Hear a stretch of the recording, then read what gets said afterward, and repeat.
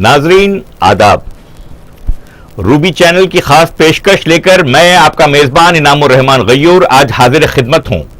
सबसे पहले तो मैं अपनी तरफ से, हमारे मेहमान की तरफ से, हमारे इंतजामिया की तरफ से, रूबी चैनल की सारी टीम की तरफ से हमारे नाजरीन को यौम आज़ादी की मुबारकबाद पेश करता हूं। मेरी दुआ है कि इस नए साल में, आज़ादी के इस नए साल में हमारा मुल्क खूब तरक्की करे, खुशहाली की राह पर गामजन हो जाए और यकजहती हमारा कौमी शआर बन जाए। आइए हमारे प्रोग्राम को आगे बढ़ाते हुए मैं आपका तारुफ कराऊं इस प्रोग्राम के ताल्लुक से कि इस प्रोग्राम में आज हमने मदू किया है आली जनाब मोहतरमुल मुकाम डॉक्टर प्रोफेसर अब्दुल क़य्यूम साहब को, जो डायरेक्टर हैं academy for civil services coaching, Maulana Azad university. इसका असल नाम है सिविल सर्विसेज कोचिंग एकेडमी मानो Maulana Azad national Urdu university. Civil services क्या होते हैं और सिविल सर्विसेज के क्या मौक़े हैं, सिविल सर्विसेज की क्या अहमियत है और उससे क्या क्या किया जा सकता है, कैसे सिविल सर्विसेज के इम्तिहान में बैठा जा सकता है, ये सारी मालूमात देने के लिए हमने आज एक खुसूसी निशस्त का एहतमाम रखा है। ये खुसूसी प्रोग्राम सिर्फ आपकी मालूमात के लिए है। ये प्रोग्राम आपके तालीमी वसाइल क्या हैं, आपके तालीमी मैदान में आपको मौक़े क्या हैं, उनसे वाकिफ कराने के लिए ये प्रोग्राम किया जा रहा है। नाजरीन, जैसे कि आपको पता है, रूबी चैनल की हमेशा से कोशिश रही है कि तालीम को फ़रोग़ दिया जाए, यकजहती को फ़रोग़ दिया जाए, माहौलियात के मामले में जो है हम चौकन्ना रहें, वगैरह वगैरह। तो आइए खैर मकदम करते हैं जनाब अब्दुल क़य्यूम साहब का, जो डायरेक्टर हैं सिविल सर्विसेज कोचिंग एकेडमी मौलाना आज़ाद यूनिवर्सिटी के।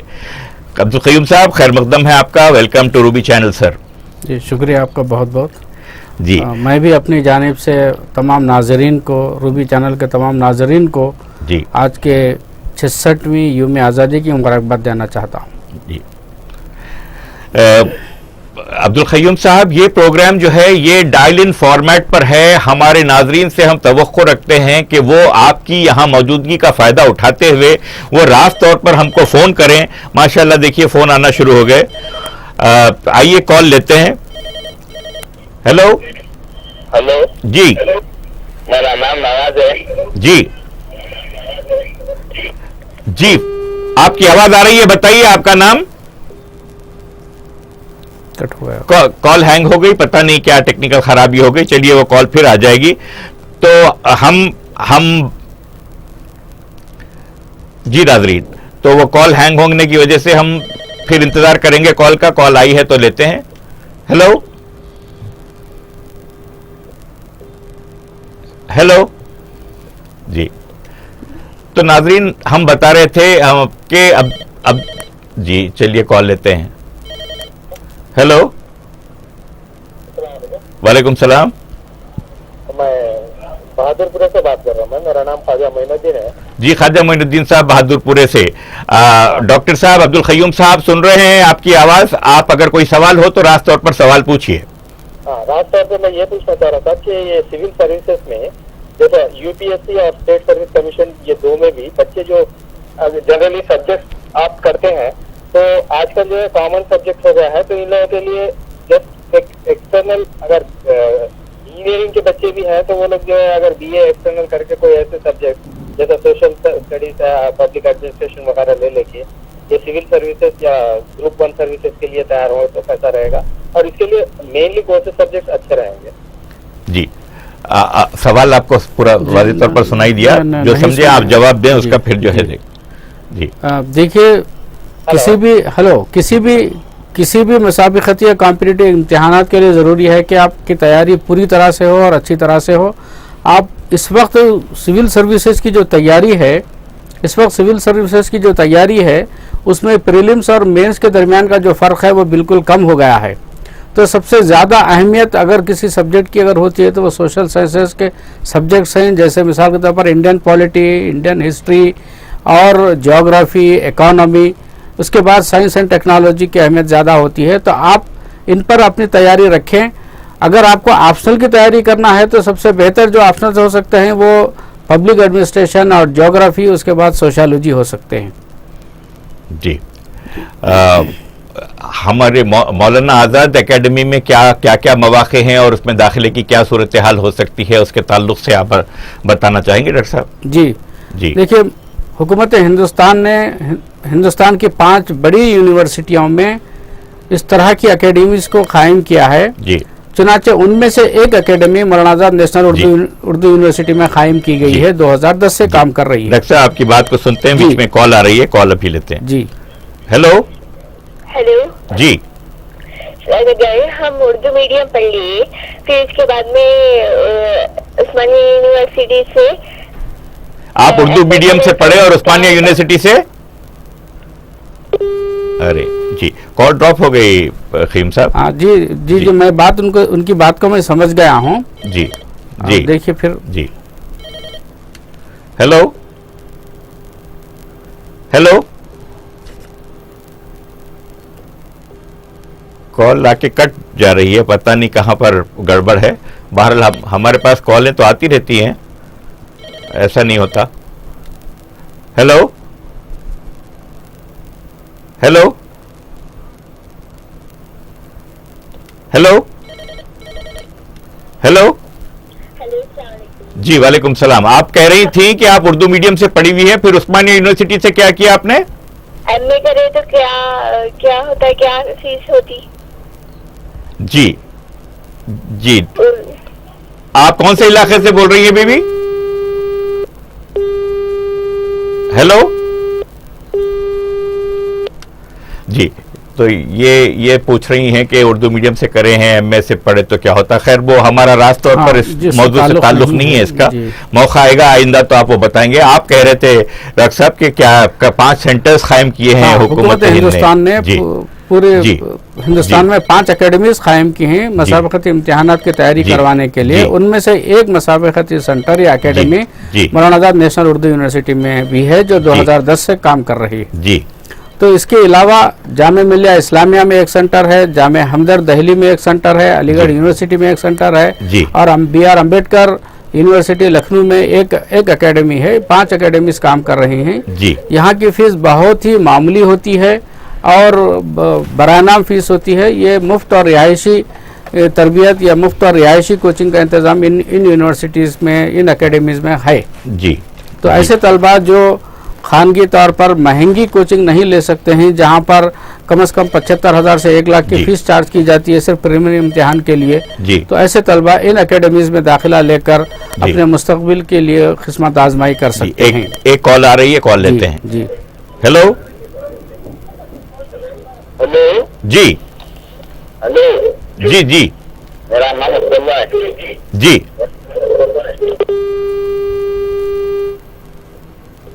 क्या हो रहा है आज? ऐसा क्यों? क्या लाइन फॉल्टी है? क्या है? Is it the weather? Hello hello कौन है? जी, आप फरमाएं, आपको कोई सवाल करना हो तो पूछिए आप।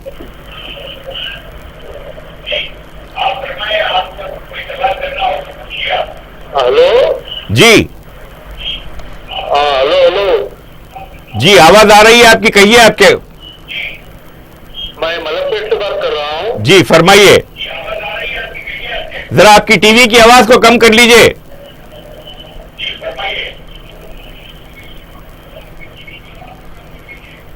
हेलो जी हेलो।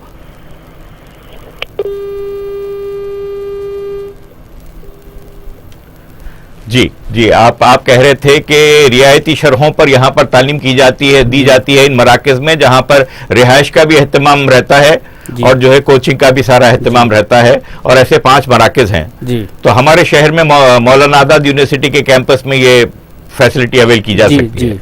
उस्मानिया यूनिवर्सिटी में भी ऐसी फैसिलिटी है सब रिहायशी? उस्मानिया यूनिवर्सिटी में भी एक कॉम्पिटिटिव एग्जामिनेशन सेंटर है जी, लेकिन वो रिहायशी नहीं है जी। वहाँ पर डे स्कॉलर के तौर पर वहाँ पर आप कोचिंग ले सकते हैं। गुज़श्ता 20 साल से वो इदारा काम कर रहा है जी। उसके अलावा हैदराबाद में खासतौर पर अक़लियतों के लिए एक इदारा निज़ाम कॉलेज में है, जिसको centre for educational development of minorities कहते हैं जी। वहाँ से भी जैसा आप कोचिंग हासिल कर सकते हैं। जी। लेकिन फुल फ्लेज कोचिंग के लिए जिन अकेडमीज़ को गवर्नमेंट ऑफ इंडिया ने कायम किया है, जी। वहाँ के नतायज अल्हम्दुलिल्लाह काफ़ी बेहतर हैं। जामिया इस्लामिया का नतीजा ख़ास तौर पर बहुत ज़्यादा अच्छा है। जी। इस मरतबा मैं आपको गयूर साहब बताऊं कि हमारी एकेडमी से भी पहली मरतबा 5 तलबा ने प्रीलिम का इम्तिहान पास किया है। जी, काबिल मुबारकबाद जी, हैं हमारी जी, तरफ से। शुक्रिया। आप मुबारकबाद कबूल फरमाइए क़य्यूम साहब। ये आपकी काविशों का नतीजा नजर आता है मुझे, क्योंकि ऐसी कामयाबियां इन एकेडमीज को कहीं मिलती हुई हमने कहीं सुना नहीं पहले। जी, तो आपकी कामयाबी है इसके अंदर, इस कामयाबी में। एक कॉल आ रही है, कॉल लेते हैं। हेलो हेलो, अस्सलाम जी वालेकुम।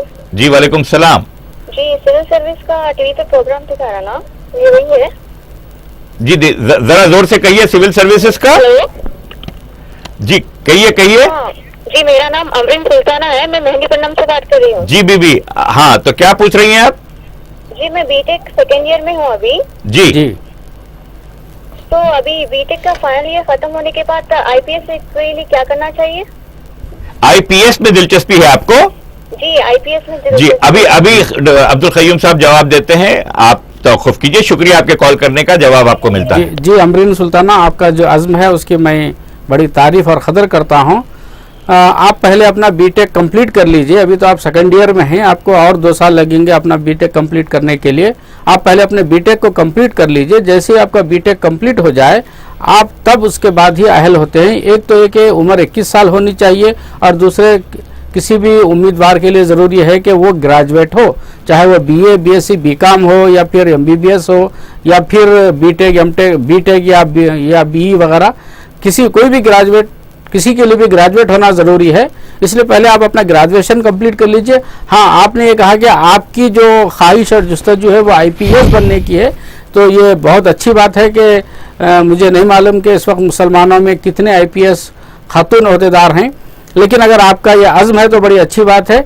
आप उसके लिए आप अभी से तैयारी शुरू कर सकते हैं अपने घर पर। देखिए, आप एक मैगजीन होता है कॉम्पिटिशन विजार्ड, आप उसको मंगाइए और उसको पढ़ना अभी से शुरू कर दीजिए। इसके अलावा आप तो बीटेक के होने की वजह से आपके मैथमेटिक्स अच्छी हो सकती है, लेकिन अंग्रेजी को आप इम्प्रूव करते रहिए और विजार्ड कंपटीशन को पढ़ते रहिए। जी, उम्मीद है आपका जवाब मिल गया होगा अमरीन सुल्ताना आपको। हमारी बेस्ट विशेष आपके साथ। हेलो हेलो जी जी, मैं नामकली से दानिश बात कर रहा हूँ। जी, बोलिए दानिश साहब, साहब सुन रहे हैं जी। लालजान पाशा साहब का इंतकाल हो गया। ये मौका यहाँ, ये इस वक्त पर सवाल करने का मौका नहीं है दोस्त। ये एक लाइव प्रोग्राम है, यहाँ पर सिविल सर्विसेज कोचिंग के ताल्लुक से गुफ्तगू हो रही है। आप फिर फोन करें, यहाँ आप फोन करना मुनासिब नहीं था आपका। जी, हाँ, हमें अफसोस है कि उनका इंतकाल हो गया। अल्लाह उनकी मग़फ़िरत फरमाए, बहुत अच्छे आदमी थे, अल्लाह गरीक़ रहमत करे। शुक्रिया आपके फ़ोन करने का।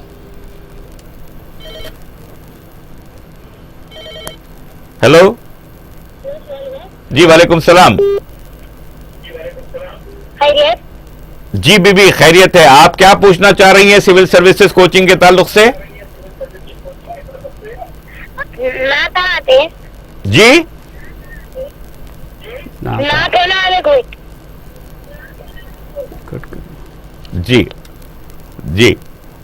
साहब, क़य्यूम साहब। हाँ, मैं अपने सुनने वाले नाज़रीन को पहले मैं ये बताना चाहूँगा कि सिविल सर्विसेज क्या होती हैं।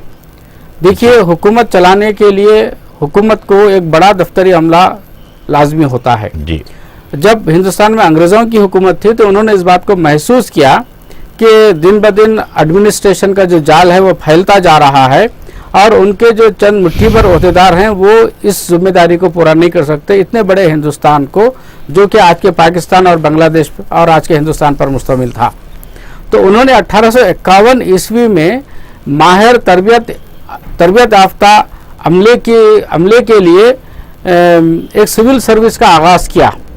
और उस वक्त उस सिविल सर्विस में सिर्फ 2 ही सर्विसेज थे, एक तो इंडियन सिविल सर्विस और दूसरे इंडियन पुलिस सर्विस। तो आईसीएस और आईपीएस, इन दोनों सर्विसेज पर ही पूरी बरतानवी हुकूमत का दारोमदार हिंदुस्तान में था। और बड़ी दिलचस्प बात यह है कि ये इम्तिहानात सिर्फ लंदन में हुआ करते थे। 1920 तक ये इम्तिहानात सिर्फ लंदन में हुआ करते थे, और इसे हिंदुस्तान के समाज का आला तबका या आला तबके के अफराद या आला तबके के बच्चे इस इम्तिहानात में शरीक हुआ कर सकते थे। बाद में जब हिंदुस्तान में जद्दोजहद आज़ादी की तहरीक बढ़ी तो इसका मुतालिबा किया गया कि दिल्ली में भी इम्तिहान मुनक़िद किया जाना चाहिए। तो तब 1920 से इस इम्तिहान का इनेकाद दिल्ली में भी किया जाने लगा। इस तरह से हिंदुस्तान के बच्चे भी इस इम्तिहान में शरीक कलाम माफ, एक कॉल आ रही है। जी हेलो। हेलो, जी वालेकुम सलाम। जी पूछना ये था कि ये जो कोचिंग क्लासेस चल रहे हैं मानो में, जी उसमें बोर्ड एजुकेशन है या तो सिर्फ फिर सेपरेट क्लासेस है फिर बॉयज और गर्ल्स के लिए? सिविल सर्विसेज में हाँ। पूछ रहे हैं आप? जी जी अच्छा, आपका हाँ। सवाल समझ में आ गया। आप कौन से इलाके से बोल रहे हैं? जी मैं गोलकुंडा किले से बात कर रहा हूँ। गोलकुंडा किले से बात कर रहे हैं। जी आपको जवाब देते हैं अभी डॉक्टर साहब। हाँ इंतजार जी, कीजिए। देखिए ये तो को एजुकेशन है। यहाँ पर जिसना अलग बॉयज़ और गर्ल्स के लिए कोचिंग अलग नहीं होती है, क्लासरूम एक होता है, लाइब्रेरी एक होती है। अलबत्ता लड़के और लड़कियों के लिए अलग हॉस्टल है। लड़कियों के हॉस्टल में लड़कियां मुकीम रहेंगी और लड़कों के हॉस्टल में लड़के मुकीम रहेंगे। रेसिडेंशियल कोचिंग होने की वजह से लड़के और लड़कियों के लिए अलग-अलग रिहाइश का इंतज़ाम है, लेकिन क्लासरूम्स वगैरह एक ही रहेंगे। जी, इसका नोटिफिकेशन आ गया है दाखिलों के लिए? जी, इसका मानू का नोटिफिकेशन इंशाल्लाह 18 अगस्त को आ रहा है जी, और 6 अक्टूबर को इसका इम्तिहान हैदराबाद, बेंगलुरु, श्रीनगर, लखनऊ और पटना में होगा। जी, तो इस तरह से इस मरतबा हम पहली मरतबा 5 शहरों में, हिंदुस्तान के 5 बड़े शहरों में इसका एंट्रेंस मुनक़िद करने जा रहे हैं। जी, और हम उम्मीद करते हैं कि इस मरतबा गुज़िश्ता साल से ज़्यादा रिस्पांस मिलेगा जी, और ज़्यादा से ज़्यादा अक़लियती तलबा इस जानिब राग़िब होंगे। जी जी जी। कितनी नशिस्तें रखी गई हैं यहाँ एकेडमी में? जी देखिए, बुनियादी तौर पर कम से कम 100 तलबा की गुंजाइश हमारे पास है। बहुत खूब, बहुत खूब। जी। आंध्र प्रदेश के लिए, हैदराबाद शहर के लिए ऐसा कोई कोटा है उसमें? नहीं, उसमें ऐसा कोई कोटा नहीं है जी, सिर्फ 40% वुमेन्स का कोटा है। बहुत खूब जी। चलिए, एक कॉल आ रही है, आपकी इजाजत से कॉल लेता हूँ। जी हेलो। हेलो, अस्सलाम वालेकुम। जी वालेकुम सलाम। मैं बेंगलुरु से बात कर रही हूँ। मेरा नाम सानिया है। जी जी जी। मेरे को IPS होना है। आपको आईपीएस करना है जी? Yes. आप क्या पढ़ी हुई हैं बताएंगे आप? मैं कहाँ? कॉलेज पढ़ी है। क्या पढ़े? कॉलेज पढ़े? नहीं, ग्रेजुएशन किए कि नहीं किया आप? हाँ करे। क्या करे? बीए करे, बीकॉम करे, क्या करे? बीकॉम करे। अच्छा, आपके सवाल का जवाब पहले भी दिया है, किसी और ने पूछा था तो साहब ने जवाब दिया था, फिर एक बार सुन लीजिए साहब से। शुक्रिया आपके फोन करने का। जी, कोई भी ग्रेजुएट इस इम्तिहान में शिरकत कर सकता है अगर उसकी उम्र 21 साल हो। 21 से 30 साल उम्र की कैद है। और आम तौर पर जो फॉरवर्ड कास्ट के तलबा तालिबात हैं उनके लिए 4 मौक़े होते हैं पूरी 21 से 30 साल की उम्र में। जो रिजर्व कैटेगरी के जो तलबा होते हैं, SC, ST और दूसरे जो BC कैटेगरी के जो लोग होते हैं, उनके लिए ऐसे मौक़े 7 मौक़े होते हैं। तो इस एतबार से आपने अगर अभी तक कोई इम्तिहान नहीं दिया है तो इस मरतबा के इम्तिहान के लिए तैयारी करें। जी, एक कॉल और आ रही है। जी हेलो। हेलो जी अस्सलाम वालेकुम। मैं मुदस्सिर बात कर रहा हूँ पंजाब से। जी जी मेरा MBA इम्तिहान है, 4th सेम के लिए रिजल्ट के लिए वेट कर रहा हूँ और मैं अकाउंटिंग पैकेजेस भी कर रहा हूँ। तो आगे क्या है जिससे टॉप्स के लिए फैसिलिटी करूँ? जी। और जो छोटे भाई भी होना डिग्री के चल रहा हूँ, उनका भी अकाउंटिंग पैकेज हो सकते हैं। लोग जा रहे हैं गवर्नमेंट के जो क्लासेस है ना अकाउंटिंग पैकेजेस के, जी तो उसके लिए क्या आगे फ्यूचर में क्या काम रहेगा उसके लिए? जी। अच्छा, क्या बोल रहे हैं? जी। हेलो। हेलो, अस्सलाम वालेकुम। जी वालेकुम सलाम। मैं हैदराबाद से बोल रहा हूँ, इसीगढ़ से। जी जी बोलिए। जो है ना फर्स्ट ईयर में है भी। कौन फर्स्ट ईयर में है? मेरी लड़की। जी सैयद तस्लीम नाम है उसका। जी। फर्स्ट ईयर में, सेकेंड ईयर करने के बाद में स्कूल की ट्रेनिंग नहीं, नहीं, आपका सवाल यूं समझ में आ रहा है कि आप आपकी साहिबजादी और साहिबजादे जो हैं वो अभी फर्स्ट ईयर सेकेंड ईयर में हैं, और उसके करने के दौरान क्या जो है, क्या उनको कोशिशें करनी चाहिए आगे चलकर सिविल सर्विसेज का इम्तिहान देने के लिए, अपने को अहल बनाने के लिए? यही है ना आपका सवाल? सेकेंड ईयर कंप्लीट करने के बाद में जी टीचरिंग कोर्स में कराना चाह रहा हूँ, उसके लिए क्या ऑप्शन चाहिए, क्या और करना पड़ना चाहिए? जी अच्छा, आप जवाब का इंतजार कीजिए, जवाब देते हैं आपको। जी क्या कर रहे हैं? जी अभी यानी तैयारी में है, ग्रेजुएशन के सेकेंड ईयर में है, जी। मगर साथ साथ ये तैयारी कराना चाह रहे हैं सिविल सर्विसेज के लिए, तो आपका क्या मशवरा होता है? इससे पहले के एक सवाल में मैंने ये बात बताई है आपको जी कि पहले आपको ग्रेजुएट होना जरूरी है, 21 साल की उम्र को हासिल कर लेना जरूरी है। जी। आप अगर ग्रेजुएट हैं और 21 साल आपकी उम्र है जी तो ही आप इस इम्तिहान में शिरकत कर सकते हैं। जी। लेकिन दौरान तालीम, ग्रेजुएशन के दौरान से भी आप अपनी तालीम की अपनी मकसद को हासिल करने के लिए आप मुख्तलिफ तरह के मैगजीन्स को पढ़े। मैंने खास तौर पर इससे पहले बताया कि एक मैगजीन आता है जिसको कंपटीशन विजार्ड कहते हैं, आप कंपटीशन विजार्ड को पढ़ें, या फिर नहीं तो कंपटीशन सक्सेस को पढ़ें, या कंपटीशन सक्सेस रिव्यू को पढ़ें, या उसके साथ साथ आपके लिए ज़रूरी है कि आप हिंदू अखबार पढ़ें और टाइम्स ऑफ इंडिया को पढ़ें। इसके अलावा आप एक लोकल अखबार को भी पढ़ सकते हैं।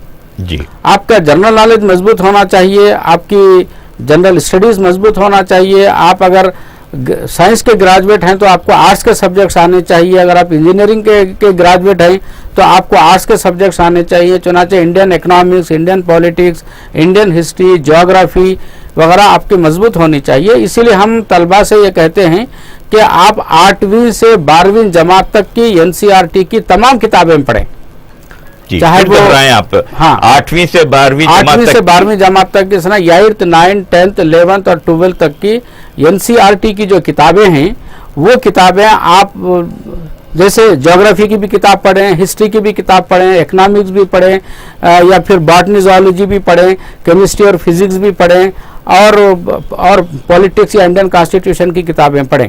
जब तक आपका ये फाउंडेशन बेस बेहतर नहीं होता तब तक आप आगे की दूसरी समझ या फिर अंडरस्टैंडिंग को नहीं पा सकते। जी। बहुत से तलबा ऐसे होते हैं जो सिर्फ अपने जहन में ख्वाहिश रखते हैं कि वो IAS बनना चाहते हैं या IPS बनना चाहते हैं, लेकिन उनके पास इस मजबूत बुनियाद नहीं होती है। तो जब वो इम्तिहान के लिए हमारे पास कोचिंग के लिए आते हैं तो उनमें से अक्सर बच्चे ड्रॉप आउट हो जाते हैं, इसलिए कि वो समझते हैं कि यहाँ पर आने के बाद कोई ऐसी फिजिकल ट्रेनिंग दी जाती है और उसकी वजह से वो IAS या IPS बन सकते हैं। ऐसा नहीं है। हमारे पास जो कोचिंग होती है वो आपकी मेंटल एबिलिटी को बढ़ाने के लिए होती है, आपकी जहनी सलाहियत को बढ़ाने के लिए होती है, और हमारी कोशिश ये होती है कि आपको ज़्यादा से ज़्यादा मवाद बजरिए कोचिंग भी दिया जाए, मतलब है कि उस्ताद के ज़रिए से भी दिया जाए, प्रिंटिंग शक्ल में दिया जाए, लेक्चर्स के ज़रिए से दिया जाए, और ऑडियो विजुअल को भी इस्तेमाल करते हुए हम आपको बहुत सी मालूमात पहुंचाने की कोशिश करते हैं। लेकिन बुनियादी बात यह है कि आपका जो फाउंडेशन है वो ग्रेजुएशन के वक्त तक का काफ़ी मजबूत हो। जी डॉक्टर साहब, नाज़रीन आपने अभी सुना होगा डॉक्टर साहब को, अब्दुल क़य्यूम साहब फरमा रहे थे कि 8वीं से 12वीं जमात NCERT की जो किताबें हैं, जो निसाब की किताबें हैं, उन किताबों को पढ़ने से आपकी बुनियादी तैयारी जो है वो मजबूत से मजबूत तर होती चली जाती है। ग्रेजुएशन को कंप्लीट करने के बाद आप अगर इन किताबों को भी पढ़े हुए रहे तो आप ज़्यादा बेहतर तौर पर सिविल सर्विसेज कोचिंग सेंटर के अहलियती इम्तिहान में जो है शिरकत ले सकते हैं, उसके बाद सर दाखिला हो सकता है आपका। एक कॉल आ रही है, मैं कॉल लेता हूं। हेलो जी। हाँ, देखिए उमन गयूर साहब, होता यह है कि मेरे पास बहुत से ऐसे पेरेंट्स आते हैं अपने बच्चों को लेकर जी, जो समझते हैं कि ये कोई एक इम्तिहान होता है और उस इम्तिहान में बच्चा पास होने के बाद वो खुद ब खुद से IAS IPS बन जाता है। जी। ये बात ऐसा भी नहीं है जी। ये एक बहुत ही आला सतह का इम्तिहान होता है जी, जिसके लिए आपकी जहनी तैयारी बहुत पहले से होनी चाहिए जी। और सिविल सर्विसेज का जो इम्तिहान है ये 3 स्टेजेस या 3 मरहलों का इम्तिहान होता है जी। जैसे मैं आपको बताऊं कि पहला इम्तिहान जो होता है उसको हम प्रीलिम इम्तिहान कहते हैं, या अगर मैं उर्दू में कहूं तो इसको आप इब्तिदाई इम्तिहान कहते हैं जी। ये इम्तिहान दरअसल एक दहलीज को पार करने की तरह का इम्तिहान है जी। इस इम्तिहान को पार करने वाले बच्चों को असल इम्तिहान या मेंस इम्तिहान लिखने के लिए बुलाया जाता है जी। और वो मेंस का इम्तिहान लिखने वाले बच्चों को उसके बाद पास होने वालों को इंटरव्यू के लिए, या फिर जिसको हम पर्सनालिटी टेस्ट भी कहते हैं, उसके लिए बुलाया जाता है जी ये इम्तिहान मुश्किल इस वजह से नहीं है कि बहुत ज़्यादा आला किस्म के सवालात पूछे जाते हैं, वो तो होता ही है, जी वो तो होता ही है, जी। लेकिन उससे ज़्यादा जो अहम बात है वो ये कि इस इम्तिहान को लिखने वाले तलबा की जो तादाद होती है वो बहुत ज़्यादा होती है। जी इस इम्तिहान को, जैसे मैं आपको गयूर साहब आपको ये बात बताऊं जी। कि अगर इस इम्तिहान में 4 या 4.5 लाख बच्चे इम्तिहान लिखते हैं जी तो 12-14 हजार बच्चे ही पास होते हैं पहले इम्तिहान में, प्रीलिम्स में। प्रीलिम्स में। जी। इस साल खुद 4.5 लाख बच्चों ने इम्तिहान लिखा जी। और पास होने वालों की तादाद कुल हिंद सतह पर जी। 16,000 है, जी, जबकि जी। आंध्र प्रदेश से सिर्फ 450 बच्चे ही क्वालिफाई हुए हैं। जी जी जी तो इससे आप अंदाजा लगा सकते हैं कि कितना क्या फीसद होता है जी। इस इम्तिहान को पास करने वालों का। जी। तो इस लिहाज से चूंकि मसाबिकत बहुत ज्यादा होती है, जी तो मसाबिकत बहुत ज्यादा होने की वजह से आपकी तैयारी भी बहुत ज्यादा मसाबिकती होनी पड़ती है। जी तो इस एतबार से ये इम्तिहान मुश्किल होता जी, है। अब जो जी। प्रीलिम इम्तिहान होता है वो दो। एक कॉल लो आपकी जी तरफ जी से। लीजिए। हेलो जी जी सर, जी कौन साहब बोल रहे हैं, कहाँ से? मैं हैदराबाद से बोल रहा हूँ। जी जी हाँ फरमाइए, क्या सवाल है आपका? ये डिपार्टमेंटल एग्जाम्स की डेट कब आएंगी? नहीं, इससे हमारा तो ये ताल्लुक जी, नहीं। ये सिविल सर्विसेज कोचिंग के ताल्लुक से गुफ्तगू हो रही है यहाँ पर। डिपार्टमेंटल इम्तिहान के ताल्लुक से आपको किसी और मौके पर कॉल करना पड़ेगा, इंशाल्लाह हम उसके माहिरीन को भी बुलाएंगे आप हमारे शो में। शुक्रिया आपके कॉल करने का। हाँ, तो गैर साहब जी। मैं बता रहा था कि प्रीलिम का जो जी। इम्तिहान है वो 2 मदारिज पर या 2 पर्चों पर मुश्तमिल होता है। जी जी और हर पर्चा 200 नंबर का होता है। जी उमूमन इतवार की सुबह एक इम्तिहान होता है और दोपहर में 2 बजे से एक इम्तिहान होता है। जी तो 10-12 एक इम्तिहान और फिर 2-4 एक इम्तिहान होता है। 200 नंबर के 2 पर्चे होते जी, हैं। जी। पहले हम काल को ले लें, उसके जी, बाद हम जी, फिर बात बेहतर, करें। अच्छी बात। हेलो हेलो हेलो जी हाँ, तो मैं बता रहा था कि प्रीलिम के 2 पर्चे होते हैं। पहला पर्चा जो जी, होता है जी। हेलो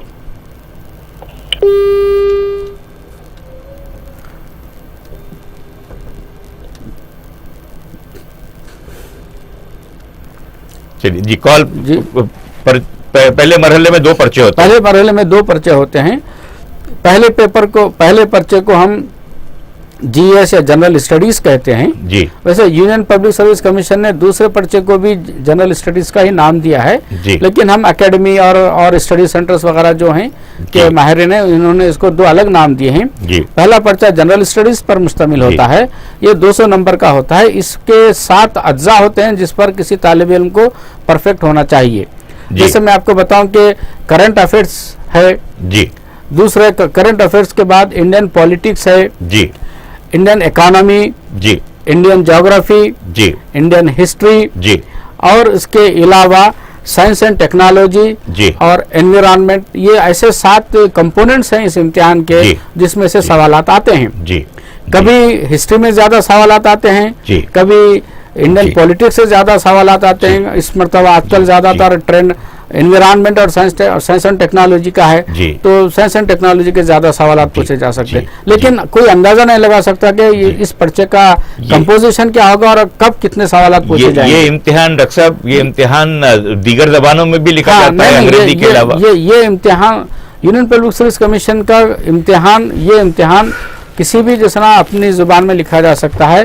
हिंदुस्तान की जो 8th शेड्यूल में जो जुबानें मुंदरज जी। हैं, उनमें से किसी भी जुबानों में लिखा जा सकता है बशमूल उर्दू के। जी लेकिन मैं गौर साहब आपको जी। बताऊं कि प्रीलिम इम्तिहान मल्टीपल चॉइस का होता है, जी। इसलिए दिए गए 4 जवाब में से एक को सही जवाब को निशान लगाना जी होता है। जी जी ये कॉल लूं जी लीजिए। जी। हेलो जी, अस्सलाम वालेकुम। वालेकुम सलाम। जी, मेरा नाम उमेहानी है, मैं सिकंदराबाद से बोल रही हूँ। जी बीबी, कहाँ से बोल रही हैं आप? सिकंदराबाद से बोल रहे हैं। जी जी, मेरा नाम उमेहानी है। मुझे पूछना था, आप जो अभी 18 अगस्त को कुछ एग्जाम के बारे में बोल रहे हैं, तो मैंने अभी टीवी ओपन, मुझे मालूम नहीं है, तो आप एक बार फिर से बोलिए कि कौन नहीं सा- बीबी, जरा आपकी आवाज बहुत धीमी आ रही है, जरा ऊंचा बोलिए, जरा जोर से बोलिए। आप जो 18 अगस्त के दिन एग्जाम के बारे में बोल रहे हैं ना, जी वो कौन सा एग्जाम है, एक बार फिर से बोलिए, क्योंकि मैं अभी टीवी ओपन कर रही हूँ, मेरे को मालूम नहीं है। हाँ, जो जो एग्जाम के बारे में बोल रहे थे उसके बारे में फिर से बोलिए, आप सुन नहीं सके, ऐसा कह रही हैं आप? हाँ जी जी, अच्छी बात है। आप इस आपका वक्त जवाब आप क्या मिलता कर है। रही हैं, क्या जी। पढ़ रही हैं इस वक्त आप? मैं बीकॉम कंप्लीट हो चुका है मेरा। बीकॉम मुकम्मल हो चुका है आपका? जी जी हाँ, तो आप जो है ना, यहाँ पर हम बात कर रहे हैं सिविल सर्विसेज इम्तिहानात की बात कर रहे हैं। इससे मुराद IAS, IPS, IFS, IRS, ICS वगैरह के जो इम्तिहानात होते हैं, ये उनके मुतालिक हम बात कर रहे हैं। इन इम्तिहानात को यूनियन पब्लिक सर्विस कमीशन मुनक्किद करता है और ये इम्तिहानात साल में एक ही बार होते हैं।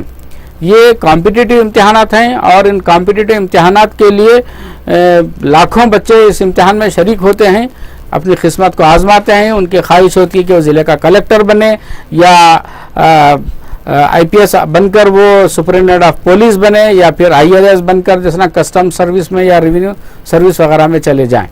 जी जी तो हम बात प्रीलिम इम्तिहान की बात कर रहे थे। जी, और पहला ये बता रहे थे इम्तिहान आपके किन किन उसमें आप कह रहे थे कि ऑब्जेक्टिव टाइप होता है। ऑब्जेक्टिव टाइप होता है जिसमें मल्टीपल चॉइस का होता है जी। और आपको 4 दिए गए जवाबात में से सही जवाब को आपको निशान लगाना होता है। जी। तो 200 नंबर का इम्तिहान होता है। जी उसके बाद दोपहर में भी एक इम्तिहान होता है जी जो दूसरा पर्चा होता है। इस पर्चे को हम CSAT कहते हैं। जी यानी मतलब है कि सिविल सर्विसेज एप्टीट्यूड टेस्ट। जी CSAT CSAT का मतलब है जी। Civil services aptitude test. जी जी ये इस टेस्ट में यूँ समझिए कि अंग्रेजी का इम्तिहान जांच की जाती है, आपके इंटरपर्सनल स्किल्स को जांचा जाता है जी। और आपकी किस तरह कम्युनिकेशन स्किल्स को देखा जाता है, आपकी डिसीजन मेकिंग स्किल को देखा जाता है, जी। आपके मेंटल एप्टीट्यूड को देखा जाता जी। है कि आपका जहनी मेंटली कितने स्ट्रांग हैं हाँ, आप। कितने स्ट्रांग हैं देखा जी, जाता है। जी। तो यूँ समझिए कि ये अंग्रेजी और मैथमेटिक्स का मिला जुला हिस्सा, जी। अंग्रेजी और मैथमेटिक्स का मिला जुला टेस्ट होता है। जी। ये भी मल्टीपल चॉइस होता है। जी सुबह का जो GS का इम्तिहान होता है उसमें जी। 100 सवालात पूछे जाते हैं। 2 नंबर का एक सवाल होता है, तो 100 सवालात के 200 नंबर होते हैं। जी दोपहर के इम्तिहान में 80 सवालात पूछे जाते हैं और 2.5 नंबर का एक सवाल होता है। जी लेकिन यहाँ पर मैं आपको बताता हूँ गयूर साहब, हमारे नाजरीन को भी ये बात मालूम होनी चाहिए जी। कि ये वाहिद ऐसा इम्तिहान होता है जिसमें नेगेटिव मार्किंग दी जाती है। अच्छा, ऐसा ये नहीं 80 कि- नंबर वाला पर्चा जो है, नहीं, दोनों में भी दोनों। अच्छा, नेगेटिव मार्किंग भी होती नेगेटिव है। इसमें जी, सुबह में 200 नंबर का पर्चा होता है, जी। 100 सवालात होते हैं। जी, दोपहर में भी 200 नंबर का पर्चा होता है, जी। उसमें 80 सवालात होते हैं। जी जी तो 80 सवालात को यानी हर जवाब के 2.5 नंबर होते हैं दोपहर जी, में। जी। लेकिन कोई ऐसा नहीं कि सिर्फ आंख बंद करके सिर्फ इम्कानी बुनियाद पर आप कोई नंबर डाल दें, किसी को टिक कर दें और आपका जवाब सही निकले। जी। उसको रोकने के लिए नेगेटिव नंबर भी दिए गए, मनफी नंबर भी हैं। अच्छा, चुनाचे 0.33 नंबर जैसे ना आपके काट लिए जाते हैं। जी। ये समझिए कि हर 30 सवालात पर आपके 10 नंबर माइनस हो जाते हैं। अच्छा जी। तो इस जी। तरह से माइनस मार्किंग की वजह से आपके नंबर बढ़ने के बजाय कम होते चले जाते हैं। जी इसलिए इसको बड़ी हिकमत अमली से, स्ट्रेटेजी के साथ, जी। मनसूबाबंदी के साथ इस इम्तिहान को लिखना पड़ता है। जी। ऐसा नहीं जी। कि कोई भी तालिब इल्म यूं ही चले जाएगा अपनी पढ़ाई की बुनियाद पर जी। और जाकर ये कहेगा कि मैंने 100 में से 95 सवालात के जवाब दिए हैं। जी। तो हम ये कहते हैं कि उसमें से 30 या जी। 35 अगर आपके नेगेटिव नंबर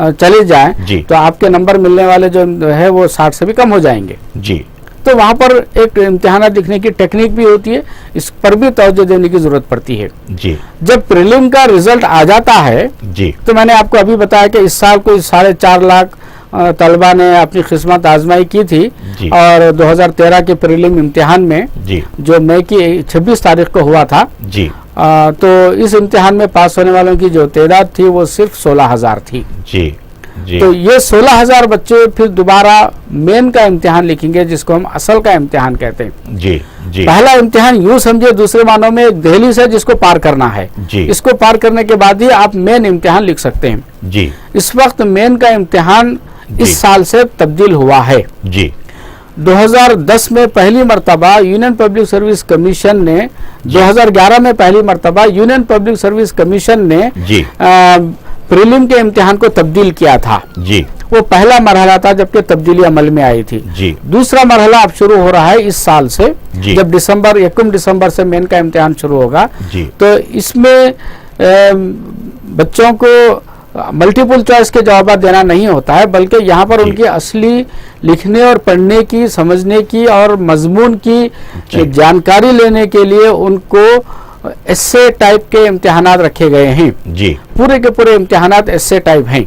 जी जैसे मैं आपको बताऊं कि पहले 2 इम्तिहान, इसमें 2 लैंग्वेजेस के भी इम्तिहानात होते हैं। एक इंडियन लैंग्वेज का इम्तिहान होता है जिसके 300 नंबर होते हैं। जी जी जैसे इंडियन लैंग्वेज का जो इम्तिहान है उसमें हिंदुस्तान की कोई भी वो जुबान जो 8वें शेड्यूल में दर्ज है, जी उन तमाम इम्तिहानात को आप, उन तमाम जुबानों को आप लिख सकते हैं, जी। जिसमें उर्दू भी है।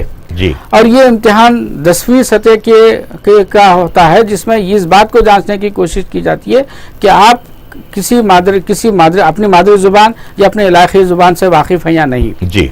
और 300 नंबर का पर्चा अंग्रेजी का भी होता है, इसकी जी। भी सतह SSC लेवल का ही होता है। जी ये 2 इम्तिहानात मेरिट के लिए, ये 2 इम्तिहानात के में हासिल होने वाले निशानात को मेरिट के लिए नहीं देखा जाता है। जी। इन 2 इम्तिहानात के निशानात को सिर्फ क्वालिफाइंग समझा जाता है। जी अगर आप ये 2 इम्तिहानात जो लैंग्वेजेस के इसको आप पार करते हैं जी। या इसको पास करते हैं, तो ये आपके जो दूसरे मेन के जो दूसरे मज़ामीन के इम्तिहानात हैं जी। उनके निशानात को देखा जाएगा, वरना नहीं। जी उमन होता यह कि मेन के जो असल मज़ामीन हैं उनको तो बच्चे पास कर लेते हैं, जी। लेकिन 5-7% बच्चे ऐसे भी होते हैं जो लैंग्वेजेस के क्वालिफाई इम्तिहान को जी। पास नहीं करते हैं। इजाजत हो तो एक कॉल दूं जी मैं? जी लीजिए। हेलो हेलो हेलो हेलो जी हाँ, तो उसके मैं बात कर रहा था कि मेंस के क्वालिफाइंग इम्तिहानात की जो लैंग्वेजेस पर मुश्तमिल होते हैं। जी दूसरा जो उसके बाद का जो दूसरा हिस्सा शुरू होता है, इस वक्त एक पर्चा होता है जिसको हम एस्से कहते हैं। जी पेपर 1 जी। एस्से जी है ना, ये मजमून नवेसी का होता है। जी। आपको 5 या 6 मौजूआत दिए जाते हैं, जी। उनमें से एक मौजू पर आपको 3 जी। घंटे का इम्तिहान लिखना है, अच्छा जी और ये जी। 250 नंबर का इम्तिहान है। जी जी तो इसमें एक ही टॉपिक पर आपको 3 घंटे लिखना है। जी। इसमें आपकी लिखने की अहलियत की जांच होती है, जी। मौजू को समझने की जांच होती है, जी। आपकी मालूमात की जांच होती है, और जी। सबसे बढ़कर ये कि आप किस तरह से इफ़हाम और तफहीम के जरिए से किसी बात को समझाते हैं, जी। और आपके पास उस मजमून के मुतालिक क्या फैक्ट्स एंड फिगर्स हैं। जी। आप यहाँ पर ऐसे ही लफाजी करके आप इम्तिहान नहीं दे सकते हैं। जी जी ये एक इम्पॉर्टेंट पेपर है। बहुत से बच्चे ऐसे हैं जो बाकी के पर्चे पास करते हैं, लेकिन इससे भी उनके नंबर कम होते हैं, जी। तो इस वजह से वो वहां पर डिस्क्वालीफाई हो जाते जी हैं। जी उसके बाद आइए, इस मरतबा का जो जी। इम्तिहान का पैटर्न है, जी इस मरतबा 4 जनरल स्टडीज के पर्चे रखे गए हैं। जी जी GS1, GS2, GS3, GS4, इस जी। तरह से 4 GS के पेपर रखे गए हैं। जी। इसमें हर पेपर में एक खास सब्जेक्ट को अहमियत दी गई है। जी जैसे बास पेपर, एक पेपर में जैसे ना इंडियन पॉलिटिक्स पर अहमियत दी गई है, एक पेपर में इंडियन हिस्ट्री और कल्चर और आर्ट को पर अहमियत दी गई जी, है। जी। पेपर नंबर 4 जो होता है, जी।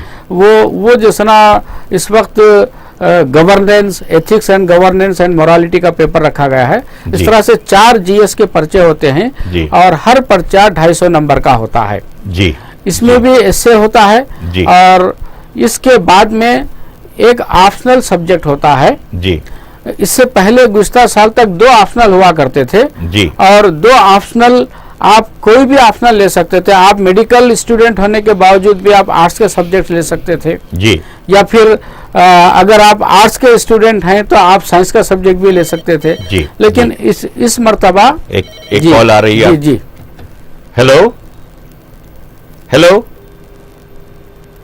हेलो ऐसा क्यों हो रहा है? कॉल आके ड्रॉप क्यों हो जा रही है? जी हाँ, जी तो मैं ये कह रहा था जी। जी हेलो जी वालेकुम सलाम। सर मैं बी फार्मेसी पास हो गया, यही है। बी कॉम पास हो गए आप? जी नहीं, बी फार्मेसी। जी बी फार्मेसी किया आपने? जी चलिए खूब। जी जी जी वही, मैं सिविल सर्विस के लिए कौन सा एग्जाम लिखूं?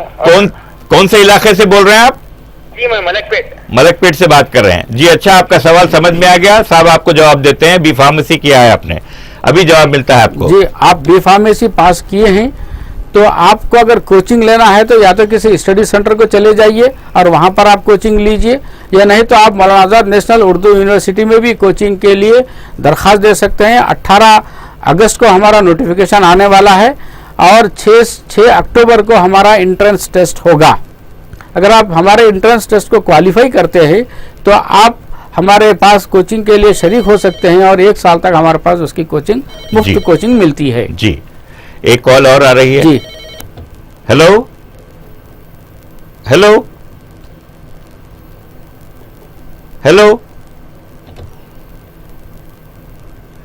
जी, मुफ्त कोचिंग मिलती है आपके सेंटर में। इन साहब को गालिबन हमें यह बताना जरूरी होगा कि अगर ये साहब की ऐसी नीयत है कि वो जो है सिविल सर्विसेज के इम्तिहान के लिए अपने को तैयार करें, तो आपके दिए हुए मशवरों पर फौरन ही अमल शुरू कर दें। इस प्रोग्राम को फिर देखें, हम ये प्रोग्राम यूट्यूब पर रिपीट करने वाले हैं। यूट्यूब पर ये प्रोग्राम आपको गोशे गयूर में नजर आएगा और इस प्रोग्राम में डॉक्टर साहब की कही हुई बातें वो आपके लिए रहनुमाई का काम करेंगी। तो मेरी ख्वाहिश है नाजरीन कि आप लोग अगर इस तरह से फायदा उठाना चाहते हो तो डॉक्टर साहब के दिए हुए जवाबात को फिर से गौर से सुने, जो यूट्यूब पर आपको मिल जाएंगे गोशे गयूर में। तो आइए डॉक्टर साहब से गुफ्तगू का सिलसिला आगे बढ़ाते हुए पूछते हैं कि एक कॉल आ रही है, कॉल ले लूं मैं। हेलो हेलो जी जी, वालेकुम सलाम। कहाँ से बोल रही हैं बीबी आप? जी, सिकंदराबाद से कह रही हैं। जी जी, ठीक है, आपका सवाल बोलिए। ग्रेजुएशन हो गया है सर। जी, ग्रेजुएशन हो गया आपका? जी जी,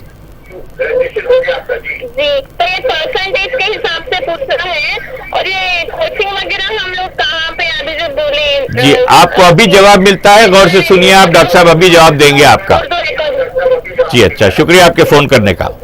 जी डॉक्टर साहब जी, अगर आपके 50% निशानात हैं, 50% अगर आपके मार्क्स हैं, सेकंड क्लास आप पास हुए हैं, तो आप इम्तिहान देने के अहल हैं। आपकी उम्र 21 साल अगर है, आपकी उम्र 21 साल से कम नहीं होनी चाहिए। दूसरा ये कि कोचिंग के लिए आप किसी भी जिस तरह अकेडमी से रुजू हो सकते हैं फ्री कोचिंग के लिए। मैंने इससे पहले उनके नाम बताए हैं। मौलाना आज़ाद नेशनल उर्दू यूनिवर्सिटी में एक कोचिंग एकेडमी है जिसको हम CSE कोचिंग एकेडमी मानू कहते हैं। इसके अलावा जामिया मिलिया इस्लामिया दिल्ली में है, हमदर्द यूनिवर्सिटी दिल्ली में है, अलीगढ़ मुस्लिम यूनिवर्सिटी में है और BR अम्बेडकर यूनिवर्सिटी लखनऊ में है। यहाँ पर फ्री कोचिंग मिलती है। इसके अलावा हैदराबाद में और हिंदुस्तान के तकरीबन हर शहर में कोचिंग के स्टडी सेंटर्स या एकेडमीज प्राइवेट हैं जहाँ पर भारी फीस ली जाती है। जी जी, उम्मीद के उन खातून का, उन बीबी का जो है जवाब तो उनको मिल गया होगा, लेकिन आप और मालूम, एक कॉल आ रही है। जी हेलो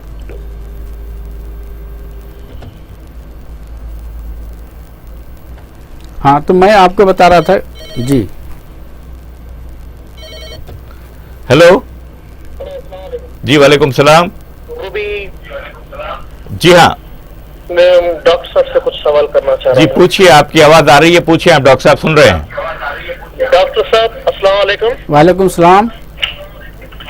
ये देखिए, मैं याकूबपुर से बात कर रहा हूँ। जी, मेरे पास जो है सो यहाँ पर हम सिविल सर्विसेज के लिए जब हम स्टूडेंट थे, पढ़ा करते थे, तो याकूबपुरा कॉन्स्टिट्यूंसी और मलकपेट डबीरपुरा ये ऐसी कॉन्स्टिट्यूंसी है, यहाँ पर बहुत सारे ग्रेजुएट्स हैं जी, लेकिन यहाँ पर काउंसलिंग सही नहीं होने की वजह से जी, बहुत से बच्चे इस बात से महरूम है कि कॉम्पिटिटिव एग्जाम भी हुआ करते हैं। जी, तो ऐसे कोई अपन डिस्टेंस लर्निंग सोर्सेस या कुछ और ऐसे कर सकते हैं कि यहाँ के लड़के काउंसलिंग में आए, प्लस इनके जो है यहाँ से रहनुमाई हो, प्लस और या कोई इदारा वगैरह यहाँ पर कुछ कर सके, बिकॉज यहाँ के लड़के वहां तक आना मुश्किल है। जी, आप, हाँ, आपका सवाल समझ में आ गया, डॉक्टर साहब जवाब देते हैं, आपको इंतजार जी। कीजिए। देखिए, अगर मैं आपसे कहूं कि याकूतपुरा, दबीरपुरा, मलकपेट वगैरह सब हैदराबाद ही में हैं और वहां से सिर्फ 20 किलोमीटर के फासले पर मौलाना आज़ाद नेशनल उर्दू यूनिवर्सिटी है, जहां पर हमारी एकेडमी काम करती है। ये गवर्नमेंट ऑफ इंडिया की एकेडमी है जो पूरे जुनूबी हिंदुस्तान की ज़रूरतों को पूरा करने के लिए है। हमारा कोचिंग सेंटर हम वहां पर नहीं चला सकते, तलबा को यहाँ पर आना पड़ेगा और हमारे पास रिहाइश की सहूलत है, मुफ्त रिहाइश की सहूलत है। यहाँ पर सिर्फ आपको खाने के अखराजात देने पड़ते हैं, रहने और तालीम के लिए कोई अखराजात आपके नहीं होते हैं। जी, ये कि आप ज़्यादा से ज़्यादा लोगों की काउंसलिंग करें, ज़्यादा से ज़्यादा बच्चों को और उनके वालिदैन को इसके मुताबिक बताएं और उनको हमारे पास रवाना करें। 6 अगस्त को हमारा नोटिफिकेशन आने वाला है, आप उसको देखते रहें।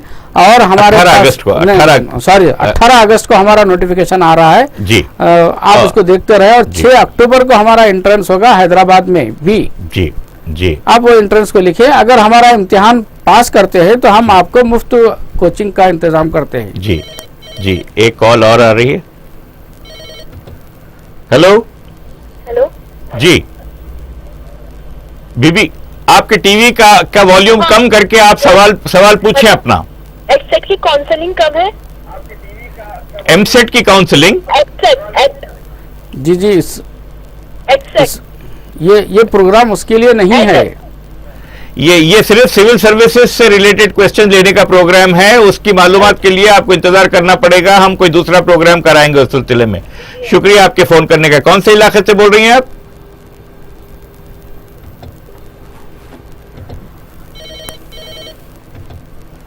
हेलो जी, वालेकुम सलाम जी, मैं 10th क्लास में हूँ। मैं आईपीएस ऑफिसर बनना चाहूँ। क्या उम्र है बेटा आपकी? 15 साल। 15 जी। साल। कौन से स्कूल में पढ़ रहे हैं आप? दिव्यांजलि हाई स्कूल। जी, गीतांजलि हाई स्कूल में पढ़ रहे हैं आप। कौन से एरिया में रहते हैं आप? आपका दिव्यांजलि हाई स्कूल। अच्छा, कौन से इलाके में रहते हैं आप? अंबरपेट। अच्छा आपका नाम क्या है? आपका नाम क्या बताया आपने? वकील साहब।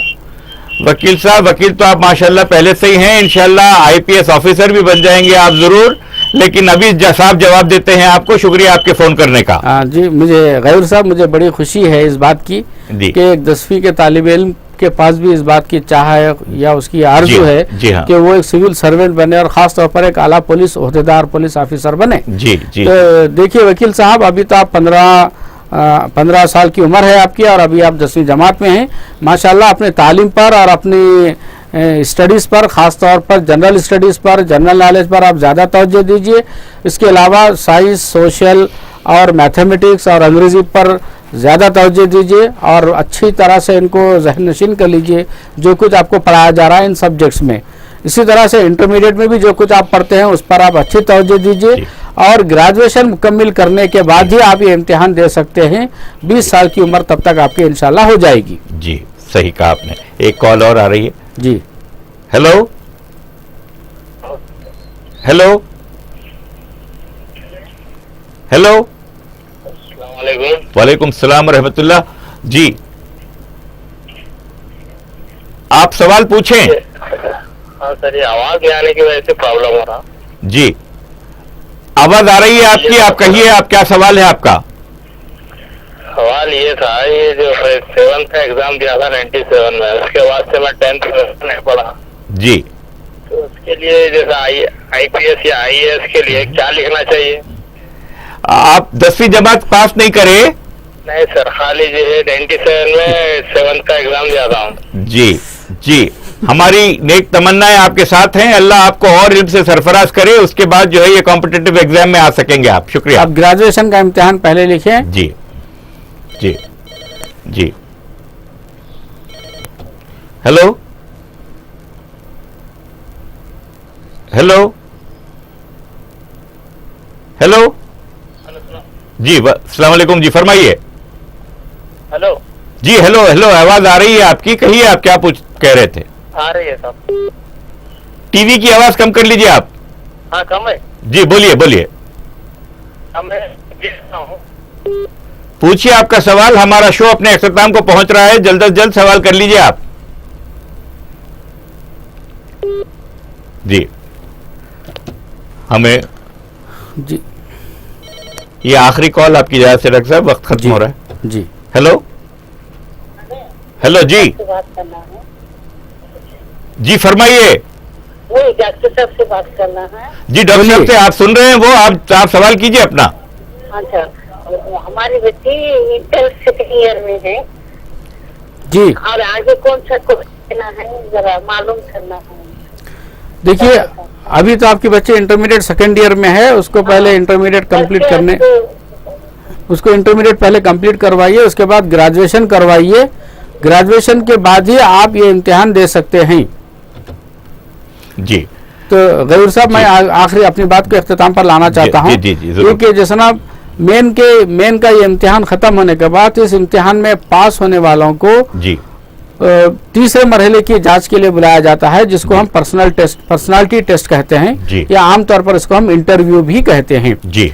तो इंटरव्यू में यूं समझिए कि जितने नशिस्तें या जितनी जायदादें या जितने तकर्रुआत करने होते हैं, उसकी दुगना तादाद में लोगों को या तलबा को बुलाया जाता है। जी। अगर 1000 की नशिस्तें अगर मौजूद हैं जिनको पुर करना है, जिन पर भर्ती करना है, तो 2000 को बुलाया जाता है और उतने ही पास होते हैं। जी। और उनमें से 50% ही मुंतखब होते हैं।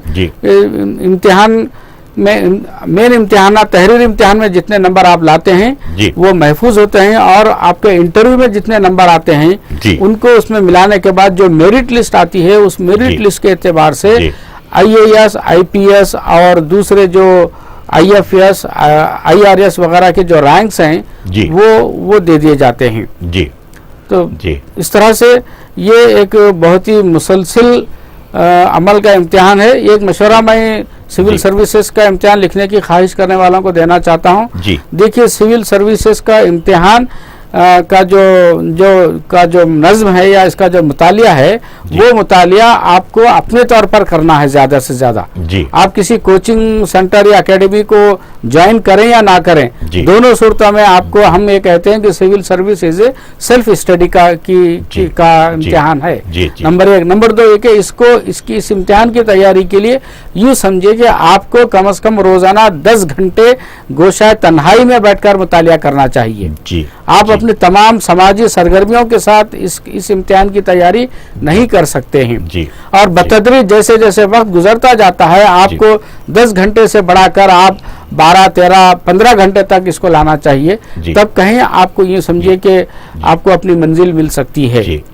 कि जब तक आप सख्त मेहनत नहीं करेंगे आपको कोई नतीजा नहीं मिल सकता। बेइंतहा शुक्रिया डॉक्टर प्रोफेसर अब्दुल क़य्यूम साहब आपका।